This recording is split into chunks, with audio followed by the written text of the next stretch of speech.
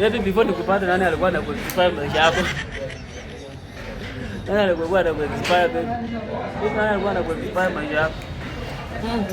Mood. Ako wapi? Baby sasa kama mimi unakula hivi na yeye alikuwa unakula aje? Na mimi baba baby ni kuexpire. Sasa mwenye alikuwa anakuharibu. Hiyo ni kuexpire. Hiyo ndio kuexpire. Kama baby unakula hivi, hiyo wakati kwangu unakula hivi. Tulicheck.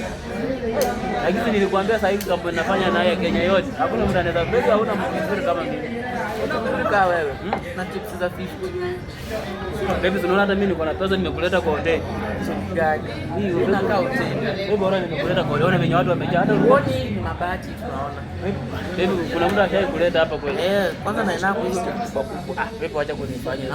Watu watasikia watani. Hapa ni aibu na kwanza na sije. Baby nilikwambia unafanya na kampuni gani? Unaona zaidi ni kampuni ya fuel. Unaona venye unakaa kama unaona venye ni. Angalia. Lakini siku hizi unakula hata kama tunasema ni kama tu hauna wazazi. Wazazi na chakula ni hivyo. Lakini sasa siku hizi hata unajua kwanza tuna ugali. Alafu tena kwetu tunajimbanga choo. Ugali kila siku kwetu ni choo mrefu. Kwetu ni choo. Baby unajua siku hizi nimeanza nafanya na kampuni nyingine. Hiyo biashara nyingine niliacha.